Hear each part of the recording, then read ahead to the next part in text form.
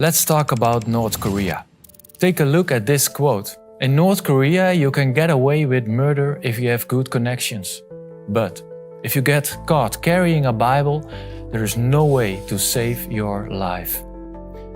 This quote is from someone who escaped North Korea, documented in a report from the US Commission on International Religious Freedom, where they interviewed 32 North Korean defectors and 6 former security agents.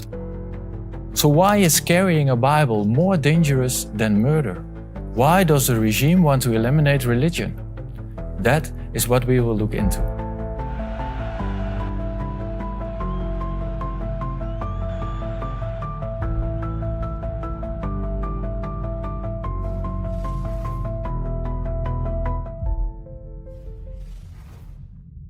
North Korea, officially known as the Democratic People's Republic of Korea, is located on the Korean peninsula between China and South Korea. It is ruled by the Kim family dynasty and the people are heavily controlled through surveillance.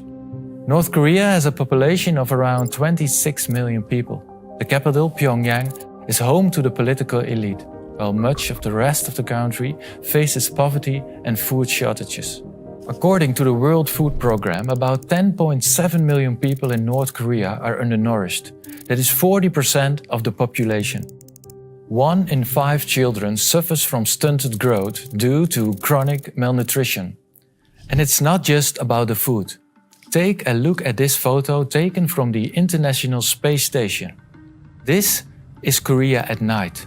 As you can see, South Korea is all lit up, full of energy. With North Korea, you can barely even see Pyongyang, and the rest of the country is in complete darkness.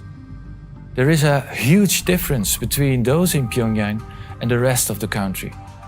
So how does the regime keep control over the people in these circumstances? Well, through indoctrination. Citizens are forced to go to these mutual criticism meetings. Here, they have to meet every Saturday to learn about all the great things the Kims have done. If this is all you hear, week in, week out, you can't help but to believe it. Even those who have already fled the country for a couple of years still admit they feel this strong, unexplainable adoration for Kim Il-sung. One defector said, "Everybody's busy surviving, but we attended the self-criticism meetings because we had to. Kim Il-sung and Kim Jong-il are God. You have to say everything is good even though you have nothing to eat. When there's a fire, we are told to take the pictures out of the fire first." Every household has these portraits of the Kim family, but take a look at this little detail. The frames are designed so that the top is thicker than the bottom. That way, the leaders always seem to look down on you. And now, even when you're starving, you have to look at this portrait and say, "Thank you, Father Kim Il-sung." This is where we get a clue as to why the regime erased religion. Loyalty to the regime is the new religion. If the Kims are worshipped as God, then their word is law and they can maintain control. Religion poses a threat to their rule. Kim Il-sung, the first dictator of North Korea, even said the following: "We could not turn into a communist society along with the religious people. Therefore, we purged the key leaders in Protestant or Catholic churches. The general religious people were put into prison camps. We learned later that those of religion can do away with their old habits only after they have been killed." Kim Il-sung saw religious people as a threat to his communist society and wiped them out. So, how big was this religious group that he tried to wipe out? Well, let's look at a little history. For the past 1100 years, Korea was a unified nation. The division into North and South Korea only happened after World War II. But before World War II, Christianity in Korea was so significant that Pyongyang was even called the Jerusalem of the East. Religion was central to Korean culture. Even today, 43% of South Koreans are religious. But in North Korea, Christianity and other religions were erased and the people were forced to flee or killed. The report asked if there was any sign of religion in North Korea today. One defector said, "Religion? Not at all. You cannot say a word about it of 3 generations of your family can be killed. We can only serve one person in North Korea, Kim Jong-il. There are some reasons for this lack of religious freedom in North Korea today. But it all boils down to the fact that nothing can stand above the state. So in order to make sure the state has the highest authority, they use anti-religious propaganda. They make sure people know that practicing a religion will lead to severe punishment and imprisonment, and they will demand total devotion to the Kim family. This is the only belief allowed. So what happens if you're God practicing a religion and if you go in against a regime? Well, imagine this. You're arrested, you're just thrown into a cell without any explanation. 제일 먼저 그들은 이름을 앗아간다.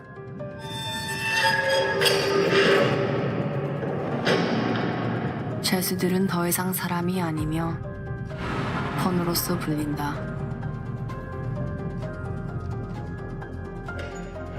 And for the next 6 to 12 months, you're just a number.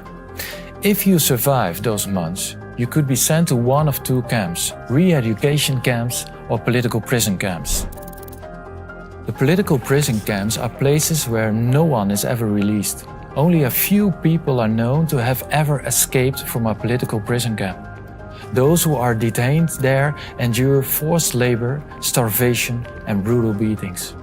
Re-education camps, on the other hand, give prisoners a fixed sentence, and if they behave, they might get released. These camps are slightly more lenient, allowing some contact with the outside world, but both are brutal and inhumane. It's crazy to think that camps like this still exist in the 21st century, but they do. Here are some of the camps that we know of. Any religion is forbidden, but former security agents who worked for police or civilians agencies in North Korea reveal that Christians are targeted with particular intensity. Take a look at these quotes. The target of the search is Protestantism. None of the North Korean defectors are asked, did you go to a Buddhist temple when repatriated? Protestantism is the only religion that is so persecuted because it is related to the United States and is considered spying. So why is Christianity in particular seen as such a threat as seen in these quotes? Well, this is a complex question that is hard to answer. However, we do want to name a few points that could be part of the answer. One reason is ideology. The ideal North Korean is an atheist communist of pure Korean blood, with a faithful family background who is loyal to the state. Unlike other religions in North Korea, Christianity seems to clash with this ideology. They are seen as loyal to an invisible, foreign god, as unreliable and as traitors. Another reason is that it's often Christians that help North Korean refugees in China. Local Chinese Christians and South Korean missionaries are often the ones helping refugees escape. And finally, Christianity is linked to North Korea's enemy, the United States. They are Christians, so every Christian must be a spy for the United States. This was further confirmed when, during the Korean War in 1950, many Christians fled to South Korea. Fleeing your country means you are a traitor. Because of these reasons, Christians seem to be targeted more intensely. At Open Doors, we want to continue to shed light on what happens in this isolated country. North Korea has topped our World Watch list for decades as the most dangerous place for Christians. It is difficult to offer support, but through secret networks in China, we provide North Korean believers with food, medicine, and we provide shelter and training for North Korean refugees in China, helping them stay safe. Please pray with us for a change in this oppressive system, because our prayers can go where we cannot.